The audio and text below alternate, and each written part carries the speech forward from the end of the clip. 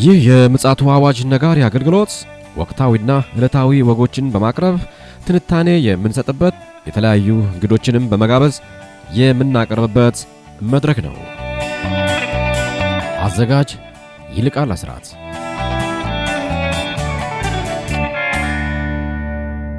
ሰላም ለእናንተ ይሁን ውድ የምጽአቱ አዋጅ ነጋሪ አድማጮቻችን እንዴት ውላችኋል?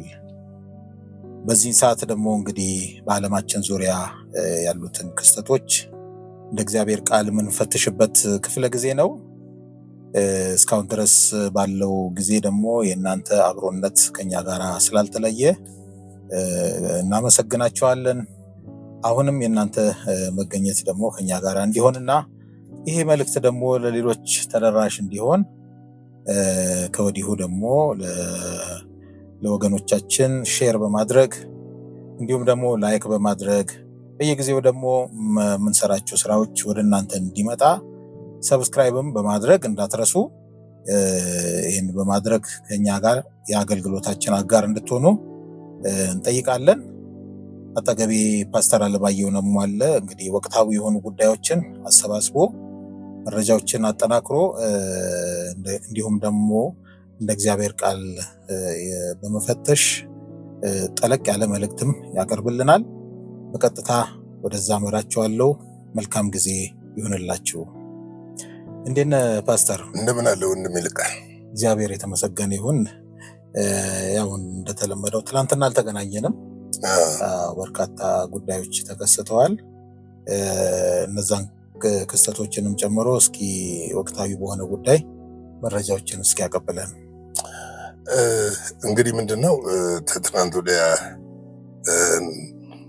ማለት የዩክሬን እና የአሜሪካ ተደራዳሪዎች ሳውዲ ውስጥ እየተደራደሩ ነበሩ እና ሳውዲ ውስጥ እየተደራደሩ እንደነበረ ይታወቃል። በተለይም ደግሞ ይሄ ድርድር በዓለም ላይ ብዙዎች በጉጉት እየጠበቁት የነበረ ድርድር ነበረ። ነገር ግን ድርድሩ በዋናነት ያተኮረው በተኩስ አቁም ስምምነት ላይ እንደሆነ ተገልጧል።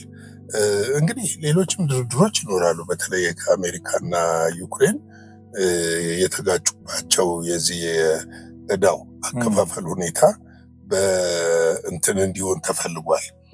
በማዕድን ወይም ደግሞ በማዕድን እንዲከፍሉ ስለተፈለገ እሱም ድርድር ይኖረዋል ብለን እናስባለን። ነገር ግን ለጋዜጣዊ መግለጫ ሲሰጥ ኦፊሴላዊ የተሰጠው ነገር ምንድነው? በትናንትናው ዕለት ማለት ይቻላል የተሰጠው ነገር ዩክሬን ያቀረበችው ሐሳብ ነበረ።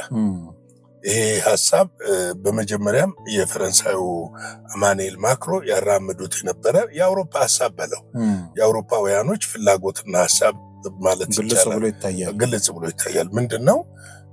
በአየር በባህር የሚደረገው የተኩስ አቁም ስምምነት እንዲሆን በአየርና በባህር ላይ ያለው ብቻ እንዲሆን ነበር የተባለው።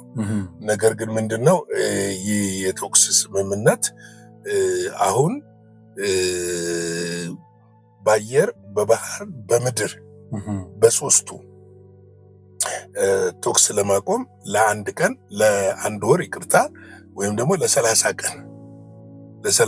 ቀን ተኩስ ለማቆም ተስማምተዋል። ለ30 ቀን ማለት ይህንን የተስማማቸው ዩክሬን ነች። ዩክሬን ተቀብላለች ነው ያሉት። ጊዜያዊ ነው ማለት ነው። የአሜሪካው የውጭ ጉዳይ ሚኒስትር ማይክ ፖምፒዮ እሳቸው ማይክ ሮቢዮ እሳቸው በሰጡት ጋዜጣዊ መግለጫ ለአንድ ወር የሚሆን የተኩስ አቁም ስምምነት በሁሉም ነገር ማለት ነው እንግዲህ አየሩም ምኑም ጸጥ የሚልበት ያ የተኩስ አቁም ስምምነት ተስማምታለች ብለዋል። ነገር ግን የራሽያ ምላሽ አሁን ላይ ምን እንደሆነ አልታወቀም።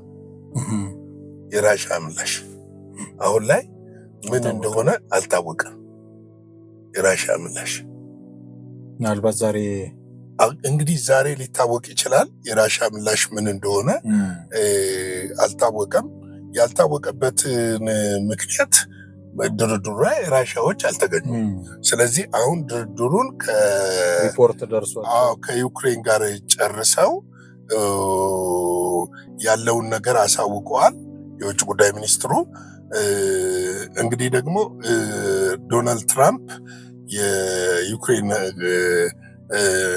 አሜሪካ ያቀረበችውን የስምምነት በመቀበሏ ደስ ብሎናል ብለዋል። እንግዲህ ከወዳጄ ፑቲን ጋር በዚህ ጉዳይ ላይ እንደራደራለን፣ ይቀበላል ብዬ አምናለሁ የሚል መግለጫ ሰጥተዋል። እንግዲህ ከፑቲን ጋር በአካል አይደለም የሚወያዩት፣ በስልክ ነው የሚወያዩት። በስልክ ይነጋገራሉ ተብሎ ይጠበቃል።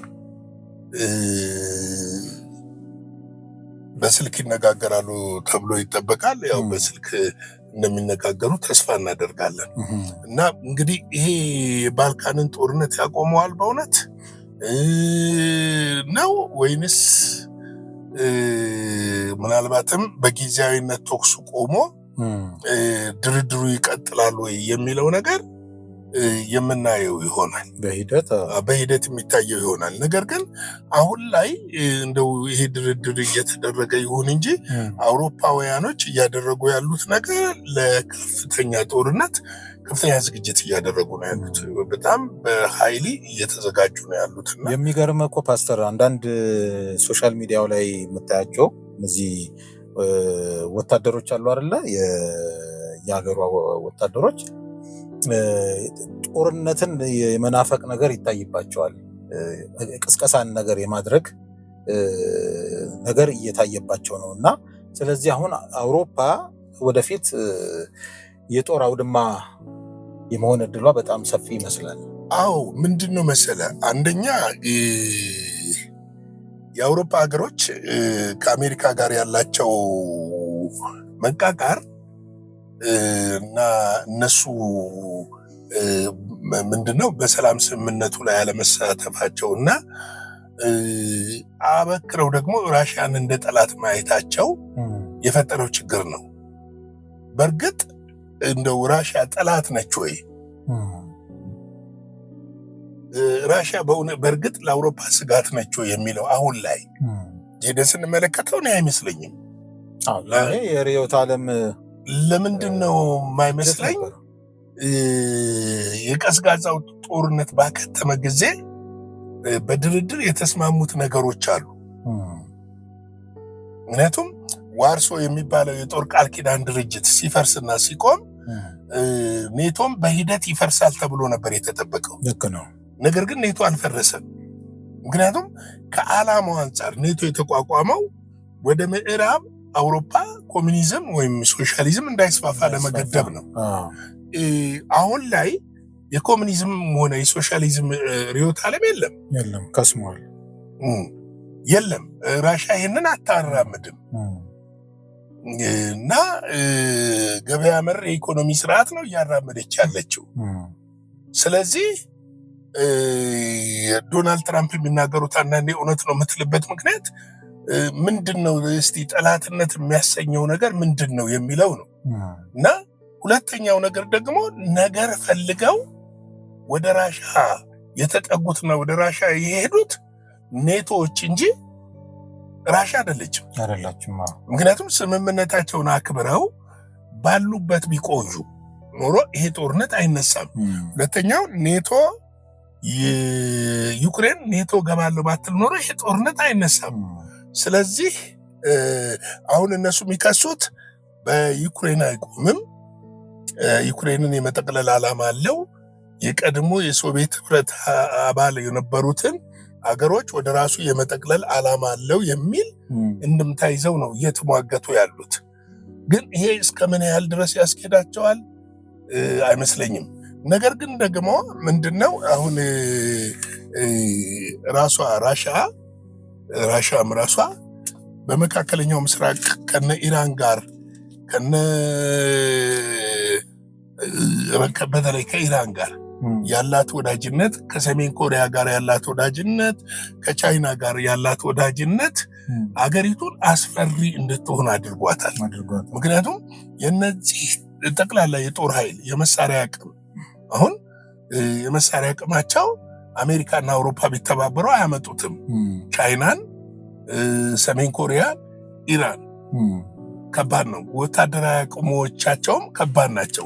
አንደኛ የአውሮፓ ሀገሮች በህዝብ ቁጥርም ትንሽ ናቸው ስናያቸው፣ በግዛት ስፋትም ትንሽ ናቸው። ስለዚህ ዶናልድ ትራምፕ ትልቁ ትግላቸው አሁን ላይ የሶስተኛው ዓለም ጦርነት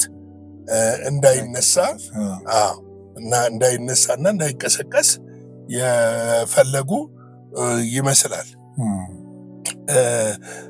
እንግዲህ ይሄ በእንዲህ እንዳለ ሌላው በዚህ በትናንትናው ዕለት በዚህ ሁለት ቀን ትኩሳት ሆኖ የቆየው ነገር ምንድነው? የኢራን ፕሬዝዳንት ለአሜሪካ ፕሬዝዳንት የሰጡት ምላሽ ነው። ባለፈው ዘግበነዋል። አሜሪካ ለድርድር ወደ ኢራን ደብዳቤ ልካለች በኒኩለር ዙሪያ ለመደራደር። ነገር ግን መደራደር እንደማይፈልጉ ተናግረዋል ኢራኖች።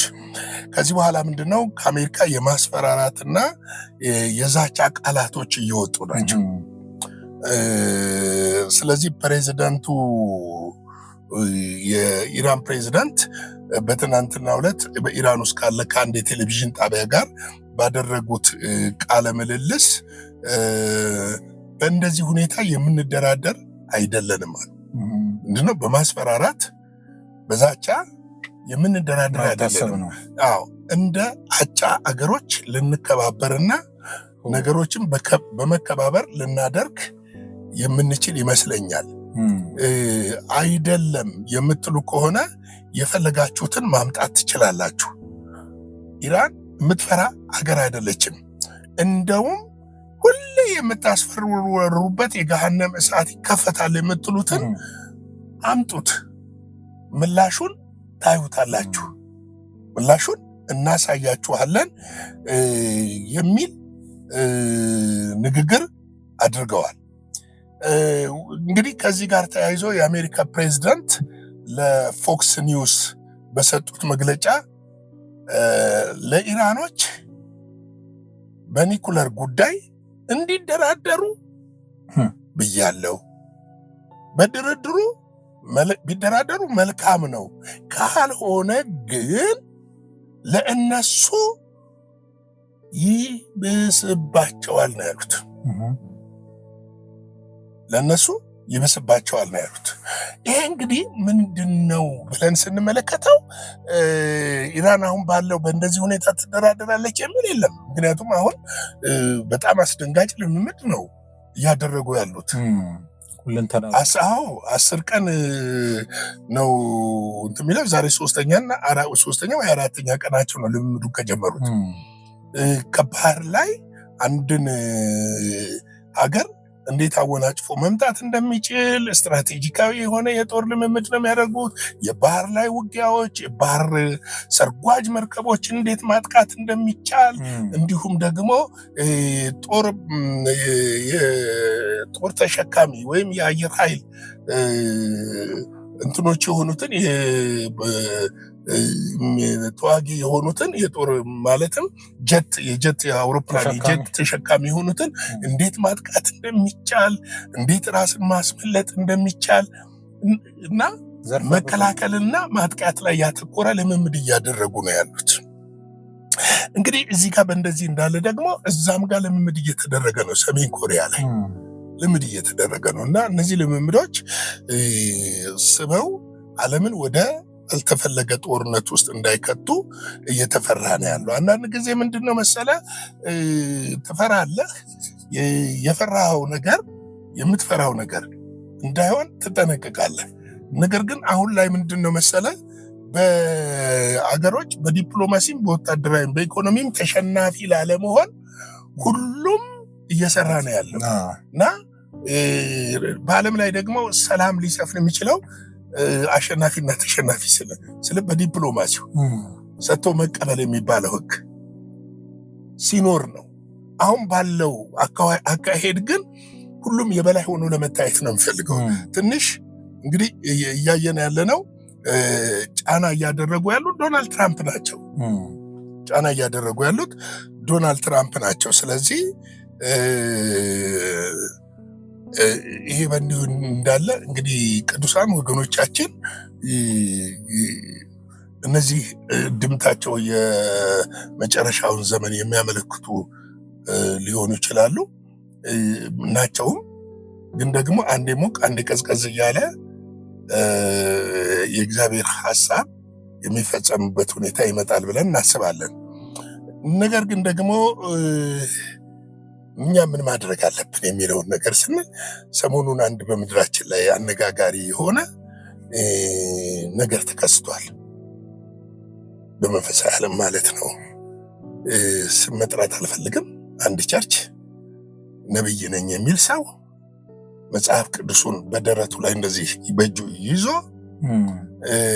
የእግዚአብሔርን ቃል አትመኑ፣ ይህን መጽሐፍ ቅዱስ አትመኑ የሚል ምን ብዬ እንደምናገረው ለእኔ ይከብደኛል። በኢየሱስ መኑ። በየትኛው ኢየሱስ?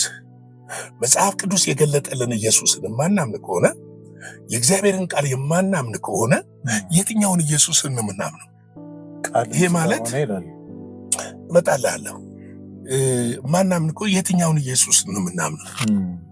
ሐሰተኛው የእሱ አባባል በግልጽ ሐሰተኛውን ክርስቶስ እመኑ እያለን ነው።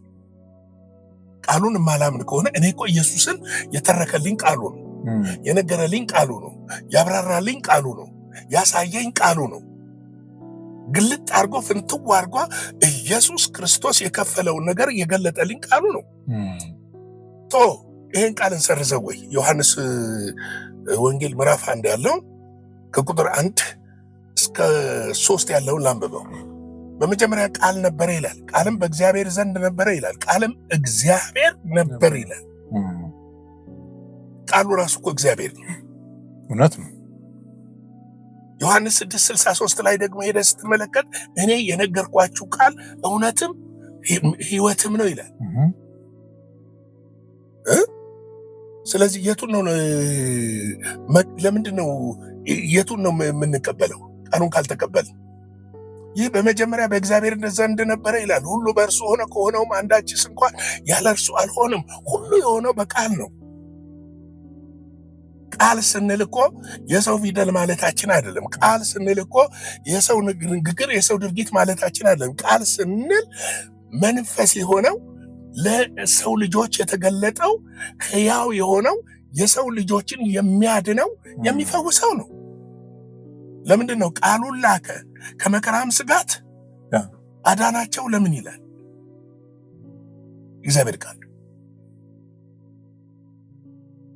አሁን የእግዚአብሔርን ቃል ስናስብ፣ የእግዚአብሔርን ቃል ስንመረምር፣ የእግዚአብሔርን ቃል ስናይ እኛ መርሃችንና መመሪያችን እኮ የእግዚአብሔር ቃል ነው። ራሱ ጌታ ኢየሱስ ክርስቶስ ምን አለ መሰለህ? ብዙዎች በስሜ ይመጣሉ አለ። በስሙ የሚመጡትን ክርስቶስን ይሄ ነው ክርስቶስ እመል ብባል እምለየው በምንድን ነው? በቃሉ። ቃሉን ያላመንኩ ምን ላምን? ድንጋይ ወይ የሆነ ሰው? ኢየሱስ በተወለደበት ዘመን እኮ ክርስቶስ ወይም ኢየሱስ የሚባሉ ብዙ ስሞች ነበሩ፣ ሰዎች ነበሩ በዛ ስም የሚጠሩ። ስለዚህ እኔ በጣም ያዘንኩት አንደኛ እዛ ቁጭ ብሎ የሚያጨበጭብና የሚስቀው ነው። ምን ያህል የወረደ የእግዚአብሔርን ቃል እንደማያውቁ፣ መንፈስን የማይመረምሩ፣ መጽሐፍትና ዘመንን የማይለዩ መሆናቸውን ያመለክታል። ከስሩም ያሉትም ቢሆን ሆዳደሮች እንደሆኑ፣ አብረውት መሪ ነን ብለው የሚያሸረጉዱት ሆዳደሮች እንደሆኑ ያመለክታል። ሁለተኛው ይሄ ሰው ያለበት ህብረት አለ። ያ ህብረት ለምንድን ነው የማይጠይቀው? ህብረቱ ዓላማ በዓመት አንዴ ተገናኝቶ ቁርጥ ስጋና ጥብስ ለመብላት ነው እንዴ? የህብረት ዓላማ እኮ ሰዎች በተሳሳተ መንገድ ሲሄዱ ገስጾ ለማቅናትና መንገድ ለመመለስ ነው። ሌላው ካውንስሉን ማመስገን እፈልጋለሁ።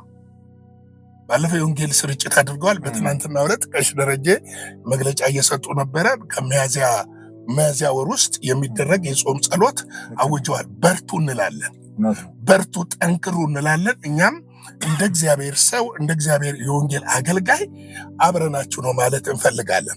ከዚህ ውጪ ግን ለነቀስ ደረጀም መናገር መፈልገው እንደነዚህ አይነት ያሉ ሐሳዊ ነቢያቶችን ማረምና እርምጃ መውሰድ አለባቸው ብዬ ምክንያቱም ህዝቡን ሳያስቱት እሺ በመጽሐፍ ቅዱስ በእግዚአብሔር ቃል ካላመንኩ በምን ልመን? ምንድነው መመሪያዬ? ምንድነው የእግዚአብሔርን መንገድ የሚያሳየኝ? የቱ ነው የእግዚአብሔርን አቅጣጫ ሊጠቁመኝ የሚችለው? የቱ ነው ሊጠቁመኝ የሚችለው? በየት በኩል ብሄድ ነው የተሻለ መንገድ ሊሄድ የሚችለው? ሰውን ደቀ መዝሙር የምታደርገው ኢየሱስን እንዲከተሉ የምታደርገው በእግዚአብሔር ቃል እኮ ነው። ከእግዚአብሔር ቃል ውጪ በምንድነው እንዲከተሉ የምታደርገው? ይሄ ሊታሰብበት ይህ ወንድም ይሄን መልእክት የሚሰማ ከሆነ ሊታረም ቆም ብሎ ራሱን ላይ ድሮ ቢሆን እንደዚህ አይነት ሰዎች አንደር ዲሲፕሊን ይደረጉ ነበር። አሁን የልቅ ዘመን ሆነ። ማንም እየተነሳ እንደፈለገው የሚፈነጭበት የፈለገውን ትምህርት የሚፈበርክበት ከእግዚአብሔር ቃል የወጣ ዶክትሪናዊ ያልሆነ መርህ የሌለው ነገር የሚያደርግ አገልጋዮች የበዙበት ዘመን ሆኗል። ስለዚህ ይህንን ዛሬ ላሳስብ እፈልጋለሁ። ቅዱሳን ወገኖቻችን ከእንደዚህ አይነት ሐሳዊ ትምህርቶችና ሐሰተኛ ነቢያቶች ተጠበቁ ላለው። ምክንያቱም ይሄ ዘመን ክፉ ዘመን ነው። ትናንት በምታውቋቸው መንገድ ሰዎች ላይገለጡ፣ ትናንት በጠበቃችኋቸው መንገድ ሰዎች ላይመጡ ስለሚችሉ ለዚህ ነው መጽሐፍ ቅዱስ ትንቢትን መርምሩ ሚለን፣ ዘመኑን መርምሩ ሚለን፣ እወቁ ሚለን። ለዚህ ነው ይሄ ማለት ፈልጋለሁ። ይሄ መልእክት ለሁሉም እንዲደርስ እባካችሁ ሼር፣ ላይክ፣ ሰብስክራይብ አድርጉ። በተለይ ደግሞ ለፍቅር ህብረት ነው ወይም ለካውንስሉ ለህብረቶቹ እንዲደርስ ሼር ላይክ እንድታደርጉ ጠይቃችኋለሁ። እግዚአብሔር ጸጋና ሰላም ከሁላችሁ ጋር ይሁን።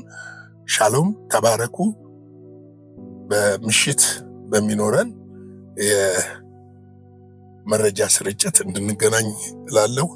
አመሰግናለሁ። እግዚአብሔር አብዝቶ ይባርክ ፓስተር። እንደዚህ አይነት